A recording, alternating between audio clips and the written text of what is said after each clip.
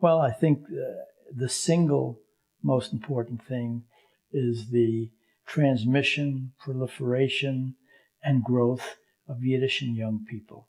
I told you, I thought it was a bit of a cliche to say that it's dying, but every cliche is a cliche because it has some truth. And if we cannot, people my age, who will not be around for many, many years, if we don't work on programs to capture the spirit of Yiddish in young people, where will it go? So the books have been collected.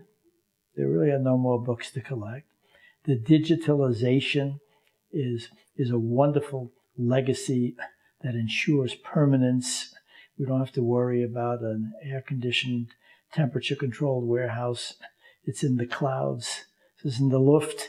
It's fine. But for who? Who is going to be interested in it? Who is going to want to get on the net and look for that instead of some viral YouTube Nashkeit? Unless we capture the imagination and the enthusiasm of a whole new generation. And I think that's a big part of what the Book Center has realized, and it's a very important issue for me.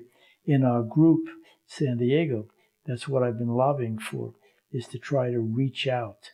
And we have some plans. We're going to go to the Chabadniks, because at least they have young children who are Yiddish. We are going to try to use putting on plays, because we think in the JCC we can get parents who will want their children to do some performance. And performance is an engaging vehicle. And through that, we will sneakily get them to speak Yiddish. So, I mean, you have to be creative, and you have to have some energy, and you can't just sit around and schmooze with some other old Jew. That doesn't go anywhere, Krista. It feels nice, but it doesn't go anywhere.